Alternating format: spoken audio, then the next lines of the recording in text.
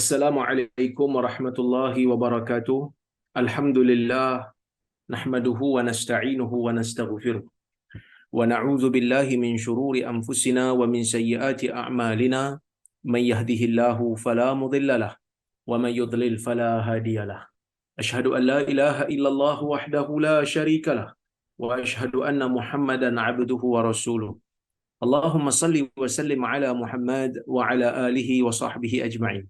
يا أيها الذين آمنوا اتقوا الله حق تقاته ولا تموتن إلا وأنتم مسلمون يا أيها الناس اتقوا ربكم الذي خلقكم من نفس واحدة وخلق منها زوجها وبث منهما رجالا كثيرا ونساء واتقوا الله الذي تساءلون به والأرحام إن الله كان عليكم رقيبا يا أيها الذين آمنوا اتقوا الله وقولوا قولا سديدا يصلح لكم أعمالكم ويغفر لكم ذنوبكم ومن يطع الله ورسوله فقد فاز فوزا عظيما فإن أصدق الحديث كتاب الله وخير الهدي هدي محمد وشر الأمور محدثاتها وكل محدثة بدعة وكل بدعة ضلالة أما بعد. Muslimin dan muslimat yang dirahmati oleh Allah Subhanahu wa taala sekalian. Alhamdulillah pada malam ini kita dapat bersama-sama berhimpun dalam kuliah Zoom ini untuk kita sama-sama bincang semula berkenaan dengan kitab yang kita baca, iaitu kitab yang ditulis oleh Syekh Al-Arifi yang bertajuk Nihayatul Alam. Dan pada kuliah yang lepas, seperti mana yang dimaklumkan oleh penganjur, kita berhenti pada bab yang ke-96 dan insya-Allah hari ini kita nak sambung pada bab yang ke-97. InsyaAllah kita cuba baca bersama bab yang 97 ini, yang mana kita sebenarnya masih lagi berada ataupun membincangkan berkenaan dengan tanda-tanda kecil kiamat. Ya? Tanda-tanda kecil kiamat yang mana kita masih lagi belum masuk tanda-tanda besar. InsyaAllah kita pergi pelan-pelan, tidak perlu untuk rush kerana lebih baik kita slow-slow dan memahaminya daripada kita tergesa-gesa tetapi kita tidak memahami langsung perbahasan yang disebutkan oleh para ulama berkenaan dengan hadis-hadis akhir zaman ni. Baik. Hadis ke-97. Kata Syekh Muhammad Al-Arifi, min alamati as-sa'ah allati akhbara anha Rasulullah sallallahu alaihi wasallam takhyirur rajul baina ay yafjur aw ay yutraka wa yuttahama bil ajzi war raj'iyah wa ghayriha min al-alfaz غير التقدمية في عرف أهل الفساد فنبه النبي صلى الله عليه وسلم ونصح أولئك على اختيار العجز والابتعاد عن الفجور.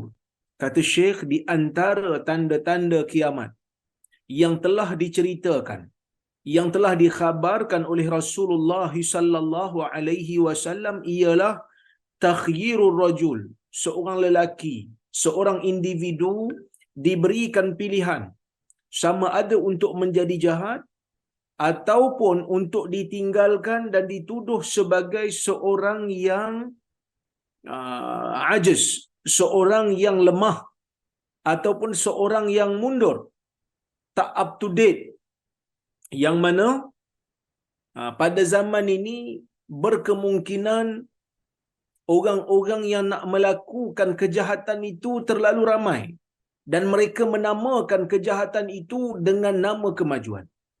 Kalau kita tengok pada hari ini, ya, dengan kempen yang berlaku di barat yang sangat dahsyat, iaitu kempen LGBT, kempen untuk mengiktiraf golongan yang kononnya minoriti dan kononnya ditindas, iaitu golongan lesbian, golongan gay, golongan bisexual, golongan transgender, yang mana mereka ini hari ini dibela dengan begitu dahsyat oleh golongan barat. Dan hari ini sesiapa yang tidak menerima perkara ini dianggap sebagai seorang yang tidak maju, seorang yang tidak open minded, seorang yang tidak bergerak seiring dengan kemajuan. Seolah-olah kemajuan pada mereka ialah mengiktiraf golongan lesbian. Seolah-olah menerima kemajuan di sisi mereka ialah mesti mengiktiraf perlakuan gay, bisexual dan juga transgender. Sedangkan kita tahu perlakuan-perlakuan seperti ini menyuburkan lagi, ya, hubungan apa ni homoseksual ni sebenarnya menyuburkan lagi jangkitan AIDS dalam negara. Saya baru ni hadir mesyuarat, satu mesyuarat yang mana mesyuarat tu kita panggil wakil daripada Kementerian Kesihatan dan mereka mengumumkan bahawasanya kadar jangkitan AIDS pada dalam negara kita ini dulu pada tahun 90-an, kebanyakan mereka yang dijangkiti penyakit AIDS dan HIV ini adalah daripada kalangan orang-orang yang berkongsi jarum suntikan, iaitu penagih dadah. Tapi pada hari ini, kalau mereka tengok, statistik telah berubah. Kebanyakan mereka yang dijangkiti AIDS ataupun HIV ialah daripada golongan MSM. Saya pun ialah kita bukan orang perubatan. Jadi bila kata apa yang dimaksudkan dengan MSM tu, dia kata man sex with man. Maksudnya lelaki yang mempunyai hubungan seksual dengan lelaki lain. Jadi masalah homoseksual ialah satu masalah yang akan merugikan negara. Jadi pada hari ini mereka melabel orang yang tak terima homoseksual, yang tak terima lesbian, yang tak terima transgender, mereka menganggap golongan ni adalah golongan yang tidak menerima kemajuan. Seperti mana yang disebutkan oleh Syekh Arifi ni sebenarnya dah berlaku pun di zaman kita. Sebenarnya telah berlaku di zaman kita. Maka kata Syekh, dia zaman ni akan datang di mana lelaki ataupun individu yang hidup di zaman tu terpaksa untuk memilih sama ada nak jadi jahat, lalu dia dianggap sebagai orang yang seiring dengan kemajuan zaman, ataupun kalau dia tak nak buat benda jahat, yutraka wa yuttaham, dia akan ditinggalkan dan dia akan dituduh sebagai orang yang lemah ataupun orang yang mundur, wa ghairiha minal alfaz, ataupun dituduh dengan lafaz-lafaz yang lain lagi, ghairi taqaddumiyah, yang mana lafaz tersebut menunjukkan dia ini tidak seiring dengan kemajuan, fi urfi ahli al-fasad, tetapi pada kebiasaan, pada uruf orang-orang yang melakukan kejahatan. Lalu dia kata Nabi SAW memberikan peringatan dan menjelaskan ataupun menasihati golongan yang hidup di zaman itu ala ikhtiyaril ajaz, supaya memilih. Biarlah orang kata kita lemah, biarlah orang kata kita mundur, tetapi kita tetap berpegang dengan hukum Allah Azza wa Jalla, meninggalkan perkara-perkara maksiat walaupun kita digelar orang yang tidak ada tamadun. Wal ibtiadi 'anil fujur, dan biarlah kita menjauhkan diri daripada kejahatan. Kemudian dibawa hadis an Abi Hurairah radhiyallahu anhu anna Rasulullah sallallahu alaihi wasallam qala ya'ti 'alan nasi zamanun yukhayyaru fihi ar-rajul bainal 'ajz wal fujur faman adraka dhalika az-zaman falyakhtar al-'ajz 'ala al-fujur. Hadis ni merupakan hadis riwayat Al-Imam Ahmad, riwayat Imam Ahmad dengan sanad, ya, yang mana Imam Ahmad mengatakan haddatsana Abdul Razzaq an Sufyan an Daud an Syaikhin an Abi Hurairah radhiyallahu anhu qala sami'tu Rasulullah sallallahu alaihi wasallam yaqul, iaitu hadis ni Imam Ahmad kata dia ambil daripada Abdul Razzaq, kemudian dia meriwayatkan, Abdul Razzaq meriwayatkan daripada Sufyan, daripada Daud, daripada Syaikhin. Ini problem hadis ni. Bila disebut Syaikhin, seorang yang tidak disebut namanya, daripada seorang syekh. Siapa syekh tersebut? Yang ni dalam bahasa ilmu hadis dipanggil mubham. Ya, dalam apa ilmu hadis dipanggil mubham, orang yang disebut tetapi seorang perawi yang disebut dia ada dalam sanad tapi tak disebut namanya. Hanya disebut tentang sifat seorang syekh, seorang lelaki, seorang perempuan. Dalam ilmu hadis, riwayat yang seperti ini akan dikira sebagai dhaif. Sehinggalah kita jumpa siapakah syekh tersebut. Kalau kita tak jumpa, maka riwayat tu tidak boleh dianggap sebagai sahih kerana kita tak kenal siapa syekh tersebut. Begitulah telitinya ulama hadis. Jadi tuan-tuan dan puan-puan rahmati Allah sekalian, ilmu hadis ni satu ilmu Yang di tempat kita ataupun di negara kita baru nak subur perbincangannya. Jadi sebab itu kalau saya menjelaskan tentang isu hadis, kadang-kadang bila kita sebut menegur ustaz-ustaz yang bercanggah dengan hadis atau membaca hadis palsu, orang tak boleh terima sebab orang kata macam, orang rasa macam benda ni benda baru. Tapi alhamdulillah makin lama perbincangan tentang hadis ni makin subur. Semalam pun di Perlis, di KUIPS, Kuala Universiti Islam Perlis, kita menganjurkan satu dialog terbuka semalam. Jadi kalau tuan-tuan dan puan-puan ada masa, boleh tengok rakaman dia dekat page saya ataupun di YouTube Pro Media Tajdid, ada disertakan dialog terbuka fikrah KUIPS berkenaan dengan hadis jariah, yang mana hadis ni Nabi SAW dalam riwayat tu mengatakan ataupun bertanya kepada seorang hamba perempuan, di manakah Allah, dia menjawab di langit. Jadi hadis ni menjadi polemik. Kerana ada pihak yang mendakwa hadis ini muttarib, hadis ini tidak sahih, tetapi hadis ini adalah sahih Muslim, dan seorang lagi panel mempertahankan ia sahih. Jadi menarik untuk kita tengok bersama.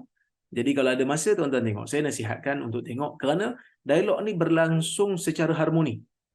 Yang mana panel menggunakan laras bahasa yang baik, beradab, walaupun mereka berbeza, tetapi mereka telah menunjukkan akhlak yang sangat baik. Dan lepas daripada dialog pun mereka siap berpeluk-pelukan lagi, menunjukkan mereka ini tidak berputus sahabat, tidak berputus persaudaraan Islam, walaupun mereka berbeza pendapat dalam masalah ni. Alhamdulillah, semenjak saya berada di Kuwait ni tuan-tuan, diberikan amanah untuk menjadi rektor Kuwait ni, saya usaha supaya universiti menjadi universiti. Universiti menjadi tempat perbincangan ilmiah. Universiti bukan kilang untuk menghasilkan produk yang dikehendaki oleh industri semata-mata. Tetapi universiti harus menjadi tempat untuk melahirkan pemikir. Bukan hanya golongan berkemahiran untuk kegunaan industri, tetapi ia juga melahirkan pemikir-pemikir. Kerana kalau kita tengok di zaman silam, universiti memang menjadi tempat untuk ahli-ahli falsafah menulis, berfikir, mengeluarkan teori-teori akal dan sebagainya.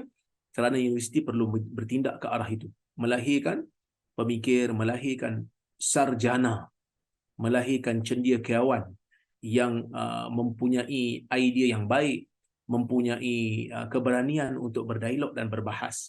Jadi alhamdulillah, terima kasihlah kepada Mufti Perlis kerana memberi keizinan kepada kami untuk melakukan ataupun melaksanakan dialog terbuka seperti ini. Walaupun kadang-kadang orang rasa macam isu ni isu panas kan. Mula-mula kita buat ni memang SB datang, SB datang takut keselamatan. Tapi alhamdulillah kita berjaya buktikan yang masyarakat Melayu Malaysia ini masih lagi bertamadun.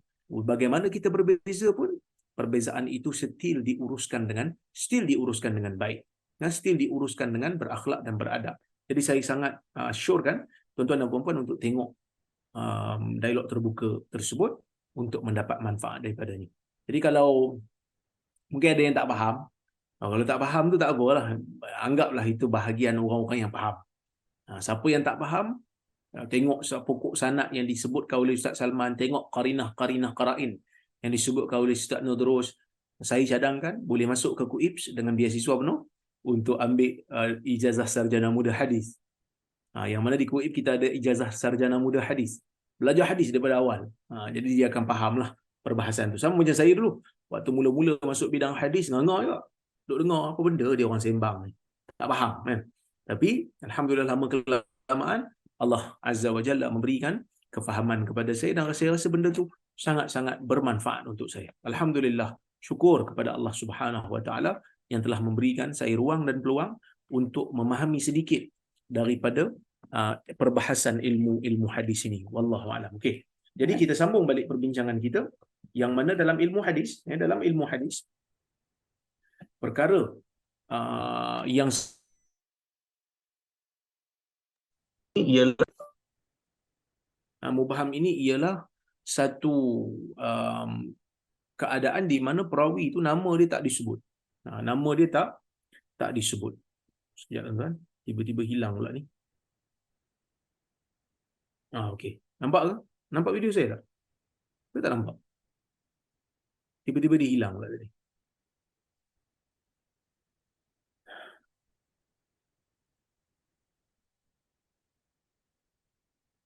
Okey ke? Suara saya dengar tak? Visual okey ke? Video okey? Saya tak tahu. Tolong bagi komen sikit dekat bahagian chat. Kalau okey bagi tahu okey, sebab dekat saya Nampak, tadi nampak, tiba-tiba nampak Prof, semua Alhamdulillah. jelas. Baik, alhamdulillah. Baik. Okey. Jadi hadis yang dibaca ini dia bertaraf dhaif. Kerana ada perawi yang tak dikenali dalam tu, disebut namanya, disebut gelarannya sebagai syekh tapi tak tahu siapa. Oleh kerana itulah guru saya Syekh Al-Arnaud, Shu'aib Al-Arnaud, mendhaifkan riwayat ni kerana dia kata ada perawi yang mubham, ada perawi yang tak disebut namanya dan tak dikenali di dalam riwayat ini, ya. Baik. Al-Imam ataupun Al-Syekh Al-Albani dia mengkritik, ya, Al-Imam Al-Hakim yang mensahihkan hadis ni. Sebenarnya Al-Hakim pun riwayat juga hadis ni. Dia kata lepas dia riwayatkan hadis ni, dia kata sahihul isnad walam yukhrijau. Sanad ni sanad yang sahih, tetapi Bukhari dan Muslim tidak mengeluarkan ataupun tidak meriwayatkan hadis ni dalam kitab mereka. Wa syekh alladhi lam yusamma huwa Sa'id bin Abi Jubairah ataupun Sa'id bin Abi Jabirah. Dia kata syekh yang tak disebut namanya tu sebenarnya Sa'id bin Abi Jabirah. Summa saqahu min tariqi Ibad ataupun Abbad ibn al-Awwam an Daud ibn Abi Hind anhu bihi. Tapi riwayat Ibn Abi Jabirah ni pun sebenarnya tak dikenali, tak tahu siapa. Sebab tu Al-Imam Al-Baihaqi ketika meriwayatkan dalam kitab Az-Zuhdul Kabir, dia menyebutkan, ya, riwayat ni dia kata apa? Makki bin Ibrahim qala haddatsana Daud bin Abi Hind qala nazaltu jadilah Qais fa idza imamuhum rajulun a'ma yuqalu lahu Abu Umar fa sami'tuhu yaqul qultu Abu Umar hadha lam a'rifuhu aidan. Ada riwayat yang berikutnya juga, tapi daripada Abu Umar punya jalur, Abu Umar tu pun tak dikenal. Jadi riwayat ni sebenarnya riwayat yang dhaif, yang kita tak tahu perawinya, yang majhul itu siapa, yang tak dikenali itu siapa. Tapi walau bagaimanapun, oleh kerana riwayat ini bercerita tentang tarhib, bercerita tentang amaran, yang mana dhaif dia ni dhaif yang ringan. Dia bukan dhaif yang berat, dia dhaif yang ringan, dan dia tidak membawa hukum baru. Sebaliknya dia membawa cerita yang hampir sama dengan riwayat-riwayat sahih yang lain, yang mana dalam riwayat-riwayat sahih yang lain Nabi SAW telah mengisyaratkan dalam hadis yang begitu banyak. Nabi SAW mengisyaratkan akan berlaku kemungkaran yang begitu banyak, akan berlaku kemungkaran yang dahsyat di akhir zaman. Dalam riwayat yang sahih banyak sekali. Bahkan riwayat ni sebenarnya tidak menyanggahi pun riwayat yang sahih yang lain. Bahkan dia menyokong riwayat yang lain. Bahkan Nabi SAW dalam riwayat ni memberikan kita satu ancaman dan nasihat umum, iaitu Nabi SAW dalam riwayat ni menyebutkan hendaklah dia memilih untuk menjadi baik, walaupun orang tuduh dia macam-macam, walaupun orang tuduh dia sebagai golongan yang lemah, golongan yang tak maju, golongan yang hina, golongan yang tak open minded dan sebagainya, Nabi suruh bersabar. Kerana dalam riwayat yang lain banyak nasihat-nasihat Nabi SAW untuk orang yang hidup di akhir zaman, supaya mereka ini istiqamah berada di atas agama Allah.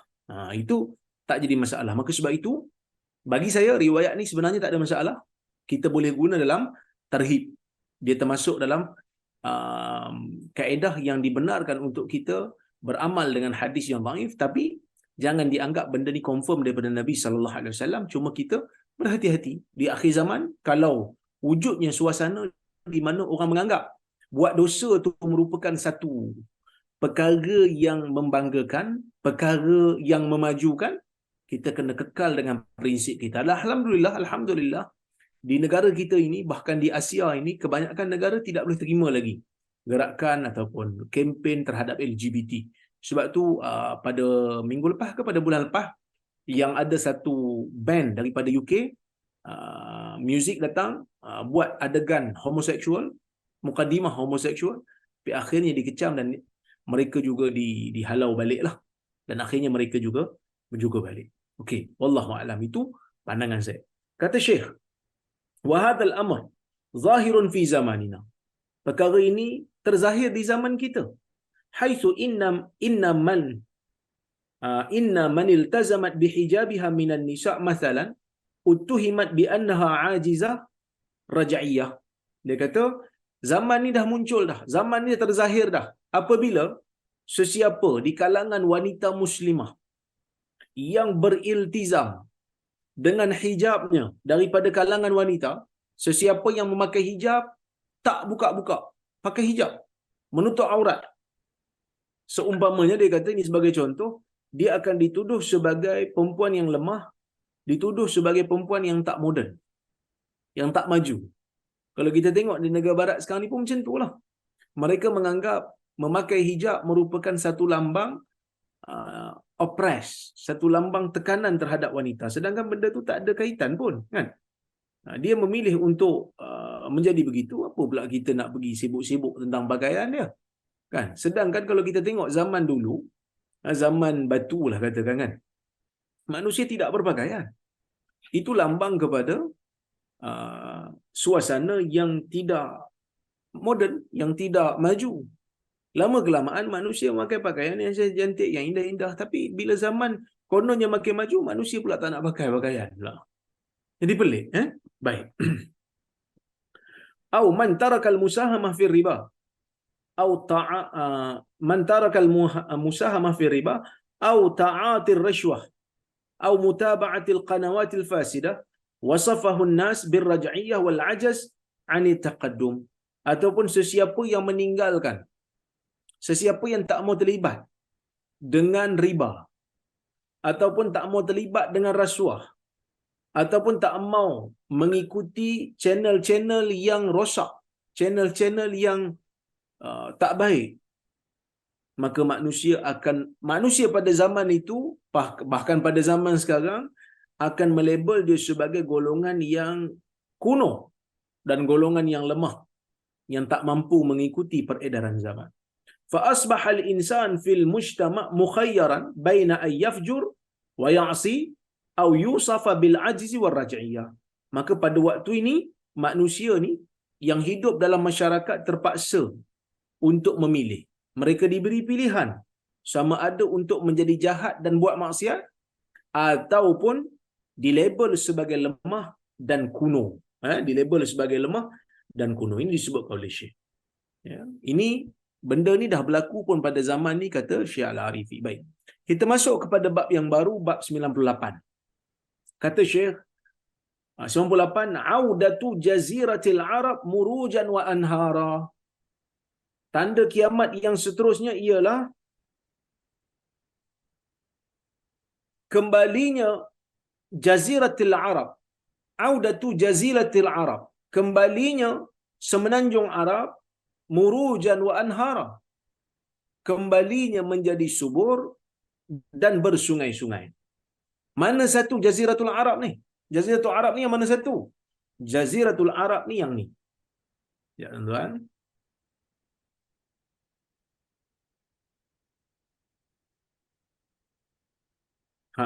Ni Jaziratul Arab. Yang ada peta dalam buku saya ni, inilah Jaziratul Arab. Yang mana Jaziratul Arab ni kita panggil semenanjung Arab. Yang mana Jaziratul Arab ni satu kawasan yang merangkumi Iraqnya, yang merangkumi Palestin, Jordan, Lebanon, kemudian Arab Saudi, Yaman dan juga Oman. Ini Jaziratul Arab, semenanjung Arab yang diketahui pada zaman itulah. Yang mana Parsi tak masuk. Parsi tak masuk kerana Parsi dia tidak berada dalam bumi Arab.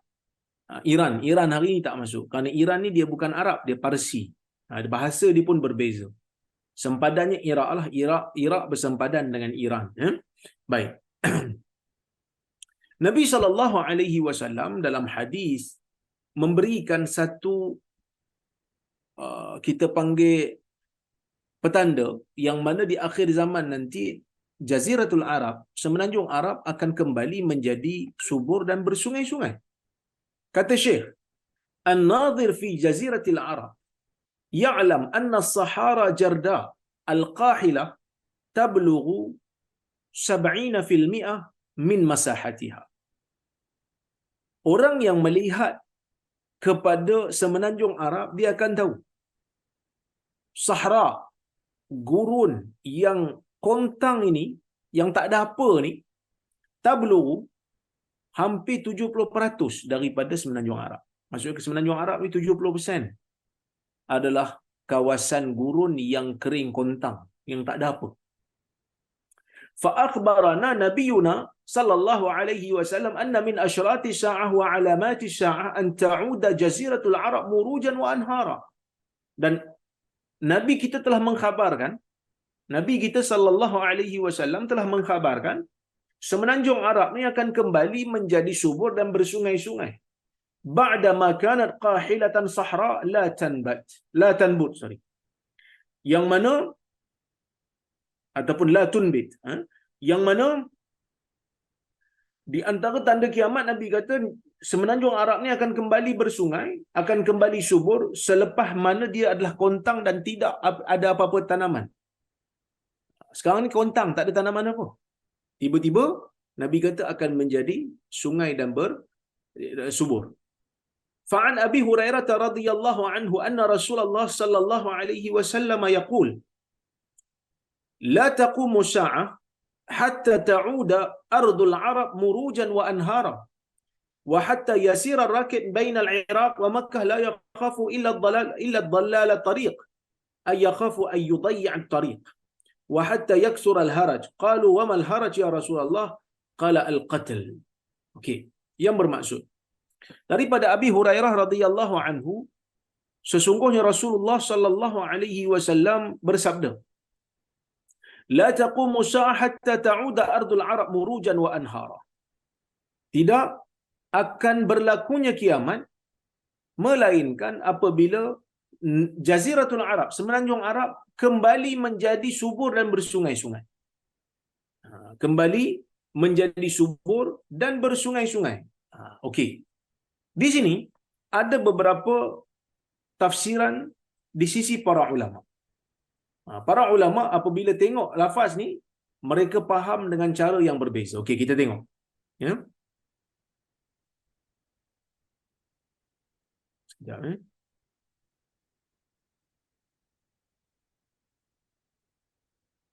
Al-Imam Nawawi rahimahullah mengatakan, Imam Nawawi dan juga Ibnul Malak, seorang ulama hadis juga, dia mengatakan ma'nahu wallahu a'lam annahum yatrukunaha wa yu'riduna anha fatabqa muhmalatan la tuzra'u wa la tusqa. Maka Imam Nawawi dan Ibnu Malak kata makna hadis ni Allah lebih mengetahui, menunjukkan manusia telah meninggalkan Semenanjung Arab dan berpaling daripadanya sehingga Semenanjung Arab tu terbiar. La tuzra' wa la tusqa min miyahiha. Tidak dilakukan apa-apa tanaman, tidak dijalankan pertanian di situ dan tidak disiram dengan airnya. Wa dzalika liqillatir rijal. Kerana di akhir zaman nanti ni lelaki menjadi kurang, wa kasratil hurub, dan perang menjadi hebat, perang menjadi banyak, wa tarakumil fitan, dan fitnah, bencana alam akan berlaku banyak, kerosakan akan berlaku banyak, wa qurbis sa'ah wa qillatil amal wa adamil faraq lidzalika wal ihtimami bihi.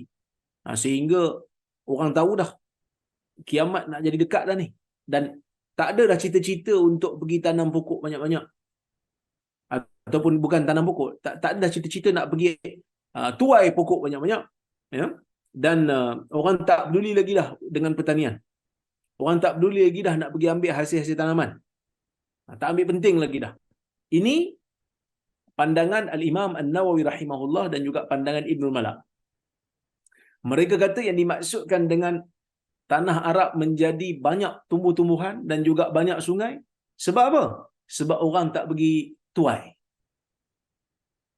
Orang tak pergi tuai dah tanaman yang mereka ada. Jadi tanaman tu biar begitu. Jadi dia berpokok, bersungai lah.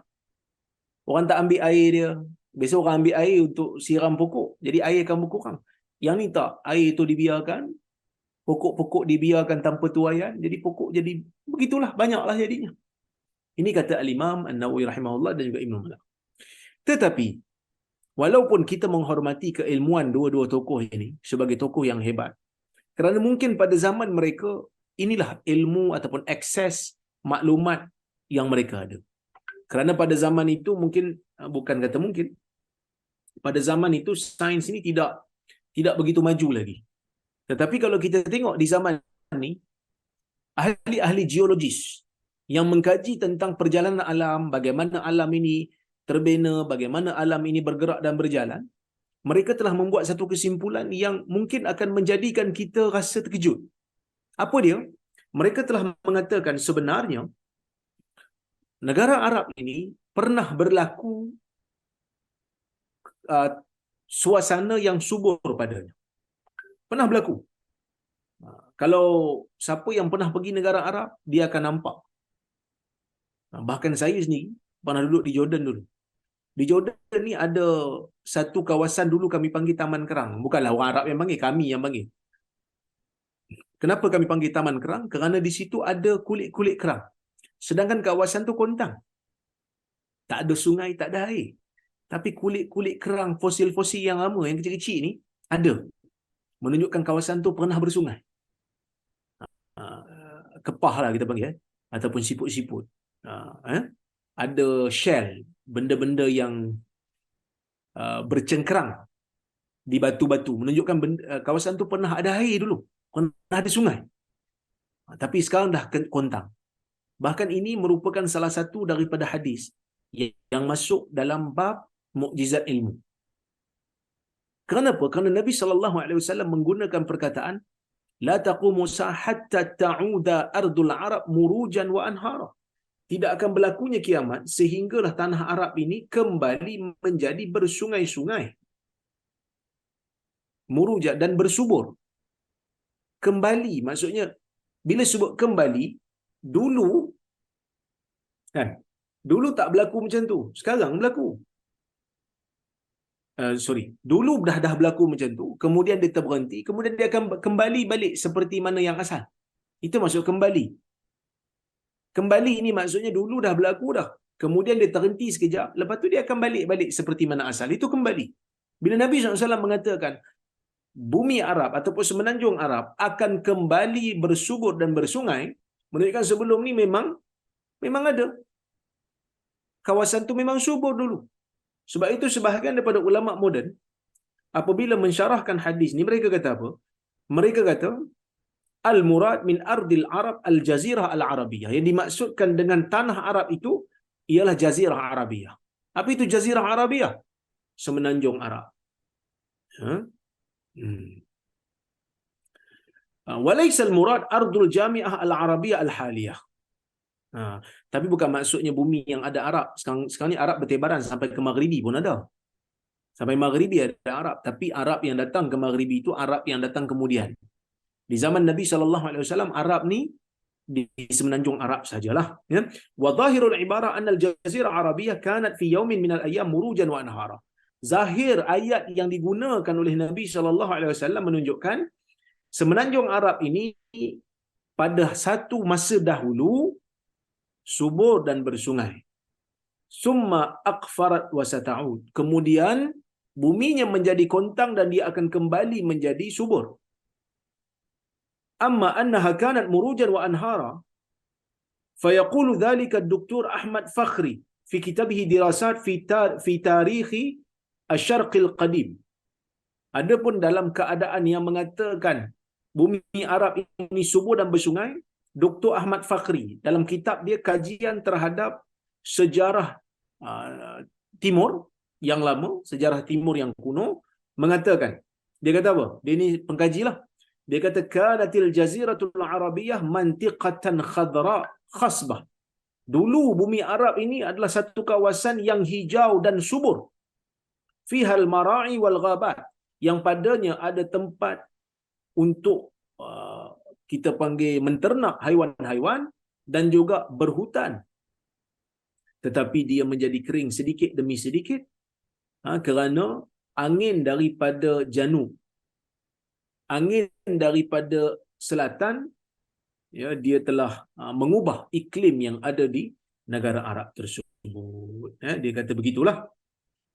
Yang mana kalau kita tengok Yaman dulu, yang termasuk dalam kawasan semenanjung Arab juga, pernah ada sungai dan bersubur. Seperti mana yang disebutkan di dalam Al-Quran tentang Sabak. Yang mana Allah Azza wa Jalla dalam Al-Quran menceritakan tentang Sabak. Yang mana Sabak ni dia bumi yang subur. Tak payah jauh lah, Quran ada. Maka apa yang diceritakan oleh Quran, apa yang disebutkan oleh sunnah ni merupakan salah satu daripada mukjizat ilmu. Nabi SAW mengisyaratkan. Mana Nabi tahu ni? Kita kata Nabi SAW ni diberitahu oleh Allah kerana dia adalah Nabi yang diciptakan oleh Allah, yang diutuskan oleh Allah, dan Allah Ta'ala maha mengetahui. Allah yang cipta bumi ni, dia tahu bumi ni pernah subur dulu, cuma dia menjadi kering selepas daripada itu, dan akan kembali menjadi subur semula. Wa anhu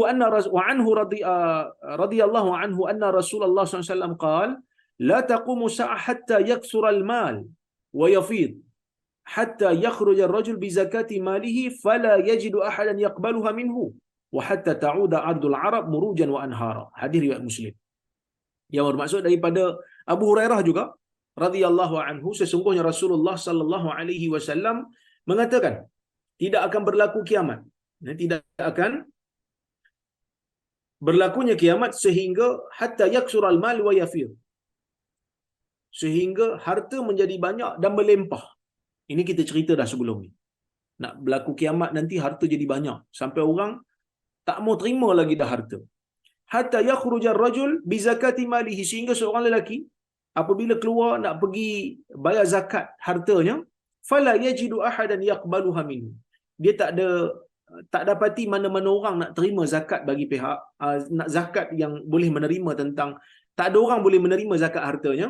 Fala yajidu ahadan yaqbaluha minhu hatta ta'udal 'abdul arab muruja wa anhara, sehingga bumi, dan juga tidak akan berlaku kiamat sehingga bumi Arab menjadi subur dan bersungai.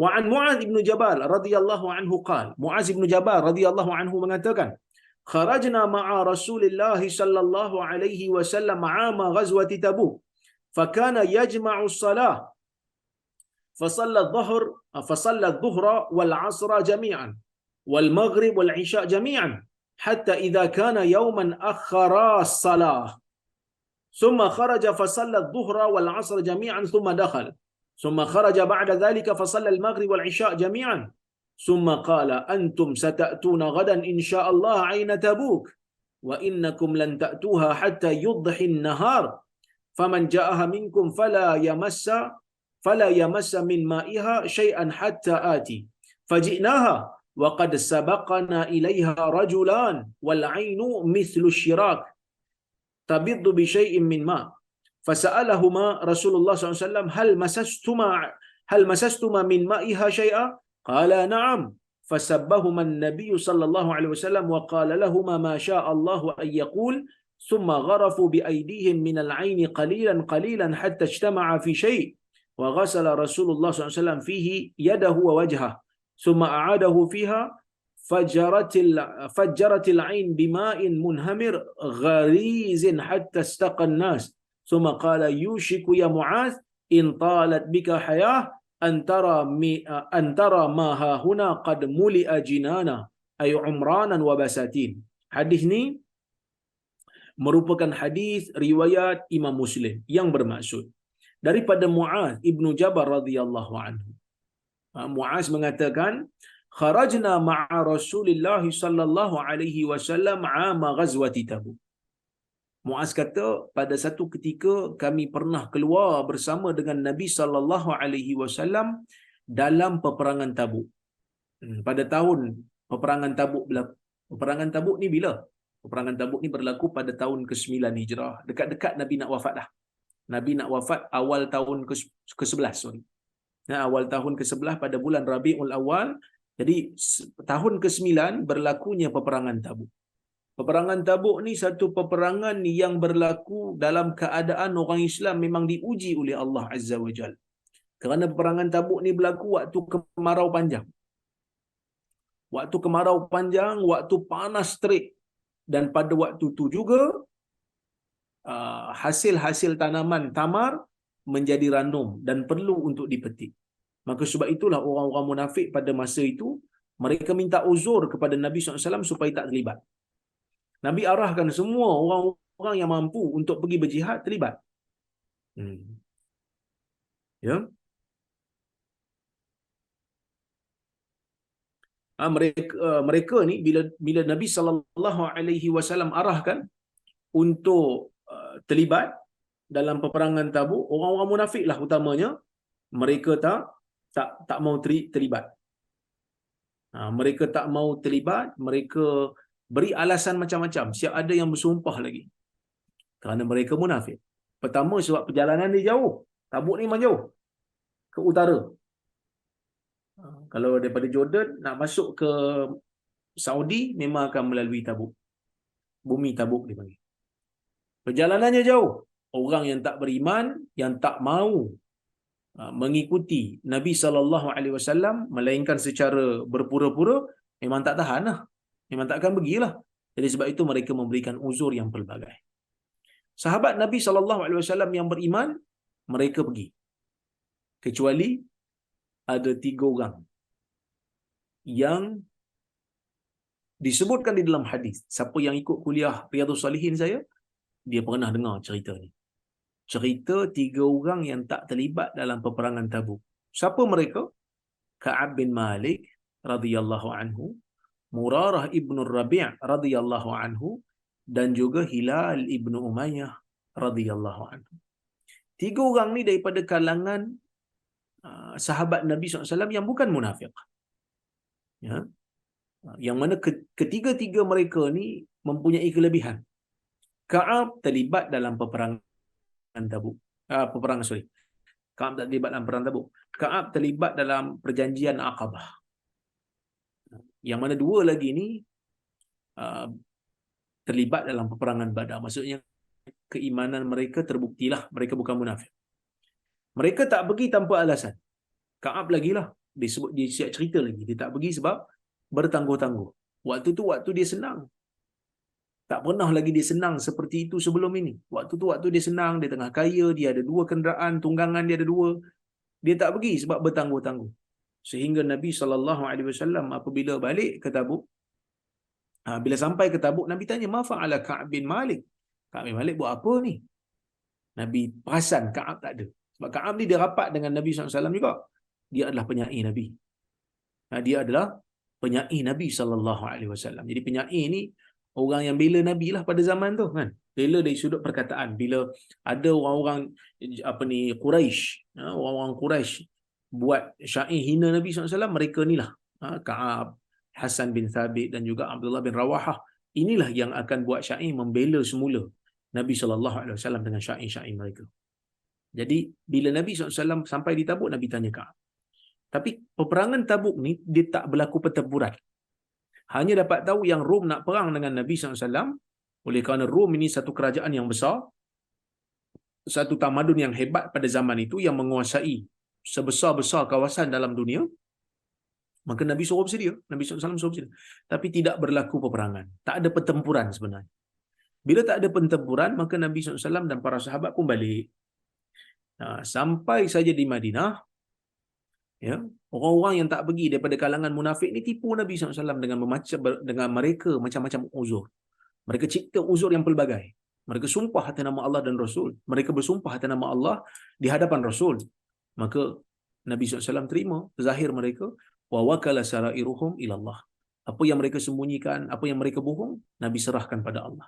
Tapi Ka'ab dan juga 3 yang lain ni cakap benar. Mereka tidak ada uzur apa. Mereka saja berlengah-lengah. Akhirnya dipulaukan oleh Nabi SAW. Dengan arahan Allah, mereka dipulaukan. Kenapa dipulaukan? Kerana mereka adalah orang yang beriman. Kerana mereka adalah orang yang beriman, yang mana orang yang beriman tak boleh buat perkara yang seperti itu. Tak boleh berlengah-lengah begitu. Ya, jadi oleh kerana itu mereka dipulaukan oleh Nabi SAW. Ya, ada yang komen suara tak kuat. Jadi saya baru perasan sebenarnya saya punya speaker ni memang anak saya main agaknya, dia pusing ke arah yang tak kuat. Jadi sekarang ni saya dah pusing balik. Mudah-mudahan kuatlah suara saya ni, insya-Allah. Ya. Jadi bila mereka dipulaukan sehingga ke 50 hari, datang wahyu mengampunkan mereka. Ini cerita pasal Tabuk.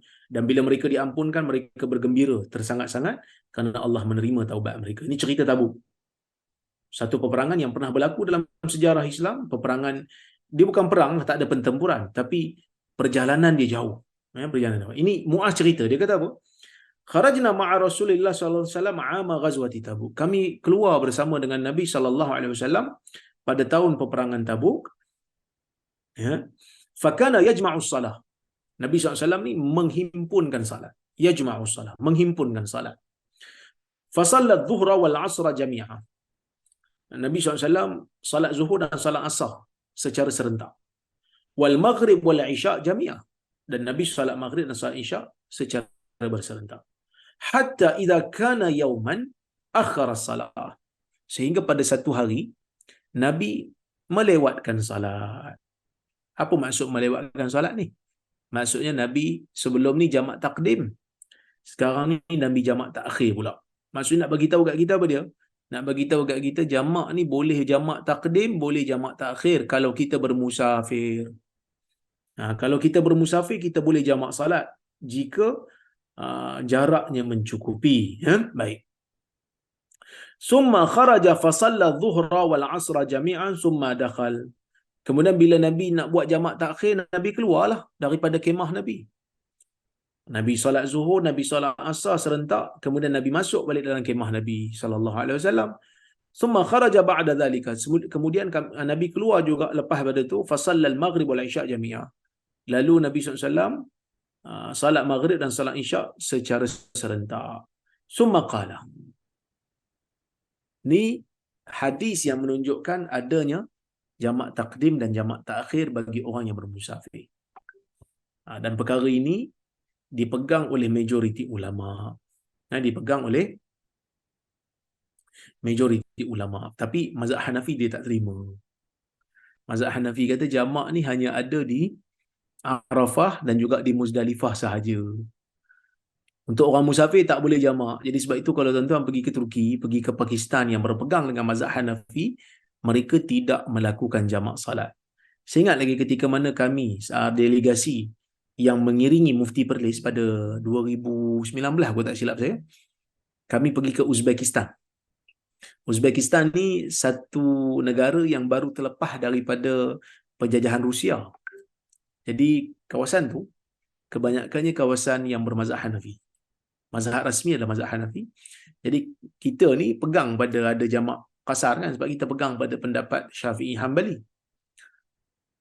Jadi bila kami sampai di satu masjid tu, ada seorang ustaz tu dia belajar Madinah. Orang Uzbekistan tapi lepasan Madinah. Dia faham lah benda ni. Dia nasihat kami, dia kata antum musafirun. Ana arif antum musafirun. Walakin dia kata arju minkum alla tajma'u baina salatain fi hadzal masjid. Dia kata, tapi saya mengharapkan kamu janganlah jamak salat di masjid ni. Dia kata an-nas hadithu ahdin bil Islam. Kerana manusia yang ada dalam masjid ini baru saja nak belajar Islam, dia kata. Sebelum ni Muslim tapi duduk bawah Rusia, kerajaan komunis yang tak benarkan mereka belajar agama apa semua. Jadi saya bimbang, dia kata, hatta la yakunu tashwish alaihim, supaya tak berlaku kekeliruan, dia kata. Sebab dia orang tak buat jamak. Kalau kamu buat jamak nanti dia orang pening. Ada juga sahabat saya seorang, dia pergi Turki, dia pergi jamak salat kat masjid, dia pergi jamak salat. Ada pakcik tu pelik tengok, siapa lepas sembahyang lagi. Jadi kawan saya ni dia belajar syariah, dia tahulah Turki mazhab Hanafi memang tak ada jamak. Bila pakcik tu tanya dia boleh bahasa Turki. Bila pakcik tu tanya dia, kenapa kamu sembahyang lagi ni? Dia pun jawablah, kami mazhab Syafi'i. Dia jawab dalam bahasa Turki lah, kami mazhab Syafi'i. Dengan harapan dia supaya pakcik ni fahamlah mazhab Syafi'i tak sama dengan Hanafi. Hanafi memang tak ada jamak melainkan di Mekah waktu haji. Pakcik ni tak faham. Dia kata, oh kamu Syafi'i, saya ingat kamu Muslim. Pakcik ni dia tak faham. Dalam Islam ni ada mazhab selain daripada mazhab Hanafi. Dia faham yang Hanafi itulah Islam keseluruhannya. Ini pun kadang-kadang bahaya juga. Kerana kita menganggap, tak boleh menganggap siapa yang tak setuju dengan mazhab kita, yang ada ruang ijtihad padanya, seolah-olah macam tak Islam pula. Ini bahaya juga. Baik. Jadi jamak salat maghrib dan isyak boleh takdim dan boleh takhir. Summa qal, kemudian Nabi SAW bersabda, innakum satatuna gadan insyaallah aina Tabuk. Nabi kata, kamu semua ni wahai sahabat yang bersama dengan Nabi pada ketika itu, insya-Allah dengan kehendak Allah kamu akan mendatangi esok Aina Tabuk, kawasan Tabuk. Ya. Wa innakum lan ta'tuha hatta yudhin nahar. Dan kamu ni tidak akan sampai di kawasan Ain Tabuk ni melainkan apabila telah berlalunya siang. Siang menjadi sedikit panas. Faman ja'aha minkum fala yamassa min ma'iha syai'ah. Siapa yang datang sampai dulu, jangan sentuh air dia. Jangan sentuh air dia sikit pun jangan sentuh. Walaupun keadaan hari panas dan sebagainya, jangan sentuh hatta ati, sehingga aku datang, kata Nabi. Faji'naha, kata Muaz, kami pun sampai di Tabuk. Ada Ain Tabuk, satu kawasan yang ada mata air dekat situ.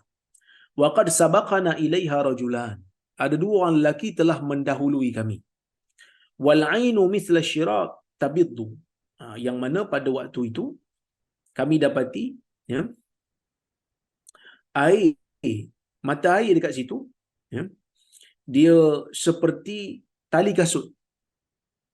Seperti tali kasut yang mengalir sikit. Tali kasut kan kecil, sikit sangat air mata air tu. Tapi tu bi syai'in min ma. Fasa'alahuma Rasulullah sallallahu alaihi wasallam hal masastuma min ma'iha syai'a. Maka Nabi SAW pun bila sampai, Nabi tanya, kamu berdua yang sampai dulu ni ada sentuh tak air ni? Qala na'am. Kedua-dua kata, ya, kami ada sentuh. Kami ada sentuh air ni. Fasabbahuman Nabi sallallahu alaihi wasallam. Maka Nabi marah lah. Sebab Nabi dah pesan jangan pegang air tu, dia pergi pegang, dia pergi sentuh. Wa qala lahuma ma syaa Allah wa yaqul. Nabi pun marah dengan menyebut apa yang Allah Taala izinkan untuk Nabi sebut. Summa gharafu bi aidihim. Kemudian mereka pun cedok air itu dengan tangan mereka daripada mata air itu qalilan, sikit-sikit, hatta ijtama'a fi syai', sehingga berhimpun air itu, terkumpul air itu di satu bekas. Wa ghassala Rasulullah SAW fihi yadahu wa wajhah. Nabi pun basuh dalam bekas tu, Nabi basuh tangan dia dan basuh muka dia. Summa adahu fiha, kemudian Nabi pulangkan semula lebihan air itu, Nabi tuangkan semula pada ain tu. Wa fajaratil ain, ataupun wa fajaratil ain, dan air mata air itu pun terkeluar air bima'in munhamir ghazirin hatta istaqan nas. Jadi air jadi banyak keluar daripada situ kerana keberkatan Nabi SAW, sehingga manusia boleh minum. Summa qala, kemudian Nabi SAW sebut, akan hampir wahai Muaz, jika panjang hayatmu, kamu akan melihat di sini akan tumbuhnya pohon-pohon yang banyak, akan tumbuhnya taman-taman, akan tumbuhnya pokok-pokok yang besar, taman-taman hijau di sini, di Tabuk. Jadi Nabi SAW menyebutkan perkara itu. Cuma mungkin ada yang tanya, kenapa dua orang sahabat tadi pergi pegang air? Ada yang kata dua orang tu bukan sahabat, tu munafik. Ada yang kata dia orang tak tahu Nabi larang. Ada yang kata, mungkin dia orang faham larangan tu bukan haram, hanya sekadar makruh. Ataupun mereka mungkin terlupa. Macam-macam kemungkinan. Ya, macam-macam kemungkinan. Okey. Kenapa Nabi tak bagi? Kan? Kenapa Nabi tak bagi sentuh air tu?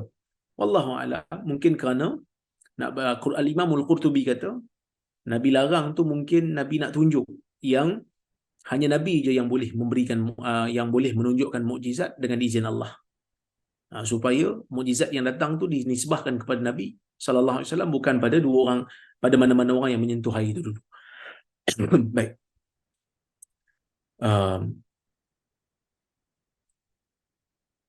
Sebahagian pada ulama, kata Syekh Arifi, sebahagian ulama telah mengisyaratkan di mana akan berlaku perubahan pada semenanjung Arab ni, pada iklim dia, sehingga perubahan ini akan menjadikan bumi Arab ni akan menjadi bersungai-sungai dan subur. Ya.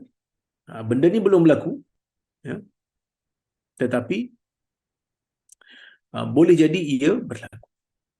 Jadi kat sini dalam hadis ni ada dua jenis mukjizat lah. Satu, air menjadi banyak dengan keberkatan Nabi SAW, yang mana menjadi banyak air tersebut lepas dituangkan lebihan basuhan anggota Nabi, iaitu tangan Nabi dan wajah Nabi.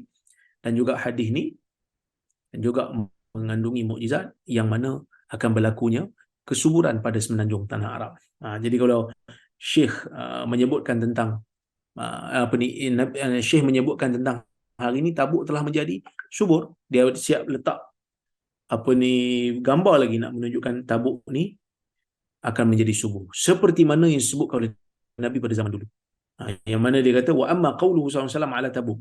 Adapun ucapan Nabi SAW tentang Tabuk, yang mana Nabi sebut akan berlakunya, akan tumbuhnya tanaman-tanaman besar, maka dia kata fahada waqi'ul yawm, fahada waqi'ul yawm, pada hari ini telah pun berlaku min khilalil masyari' aziraiyah al-kubra al-waqi'ah fi Tabuk ala masafat sya'i'ah min al-arad. Yang mana benda dah berlaku dah. Projek-projek menumbuhkan ataupun menyuburkan Tabuk telah pun berlaku. Bahkan bukan pada zaman sekarang aja. Ibn Abdul Bar umpamanya. Ibn Abdul Bar dia menyebutkan, dia menukilkan daripada Ibn Waddah, dia kata apa? Ana ra'aitu zalikal mawdi' kullahu hawalai tilkal ain jinanan khadirah nadrah. Dia kata pada zaman dulu ni, Ibn Abdul Bar ni zaman dulu, zaman Andalus tu, dia kata Ibn Waddah kata aku telah melihat kawasan Tabuk ni yang mana dikelilingi keliling mata air tu dah ada dah kawasan yang hijau dan subur. Dan wala'allahu, dia kata boleh jadi kawasan ini akan berterusan sehingga berlakunya kiamat. Inilah dia kata kenabian. Inilah kenabian. Tapi maksudnya zaman Ibn Waddah dia dah tengok dah subur tempat tu. Hari ni kalau tuan-tuan pergi ke Tabuk, memang subur sungguh. Kawasan-kawasan hijau muncul, ya. Kawasan-kawasan hijau muncul, nak bagi tahu seperti mana yang disebutkan oleh Nabi sallallahu alaihi wasallam, itulah yang berlaku kerana kita beriman dengan apa yang disebut oleh Nabi. Setakat ini alhamdulillah, apa yang disebut oleh Nabi dalam hadis yang sahih itu sebagai tanda kiamat semuanya betul dan tidak ada pun yang bercanggah. Cuma kita masih menunggulah sebahagiannya tidak berlaku lagi. Wallahu alam, itu jelah yang boleh saya sampaikan pada malam ini. Mudah-mudahan ada manfaat untuk diri kita bersama. Saya tengok kalau ada soalan ataupun komentar ataupun kritikan, saya alu-alukan. Baik. Salam dari Indonesia, Doktor. Saya nak ucapkan terima kasih, jazakallah khair, sebab dah buat program dialog yang orang awam boleh dapat banyak manfaat darinya. Saya harap Kuib tak jenuh untuk terus buat program yang dialog yang lain untuk kedepannya. Terima kasih kepada saudara Gunawan Syaputra yang telah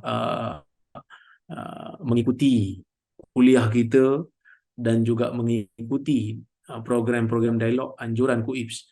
Mudah-mudahan Allah Subhanahu Wa Taala berikan kekuatan kepada kita semua untuk berada di atas jalan sunnah Nabi sallallahu alaihi wasallam. Itulah harapan kami, dan kami mengharapkan agar supaya usaha kami ini dapat diganjari pahala oleh Allah.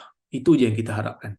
Dan ramai sebenarnya kawan-kawan dalam ni yang membantu Kuibs. Bila kita nak buat majlis je, bila kita nak buat forum je, ramai yang komen apa yang kami nak tolong. Jadi bila kita tolong, bila kita dapat bantuan, insya-Allah kita lebih bersemangat untuk lakukan dan laksanakan.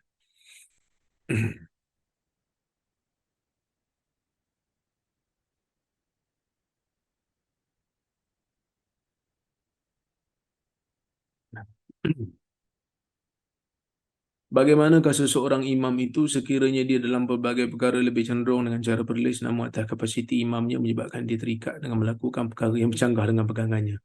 Contoh mudah seperti baca Yasin pada malam Jumaat, kunut bersih awalnya jahat dan senyap, dan jahat semula kemudian beramai-ramai setiap kali majlis lepas sembahyang dan lain-lain.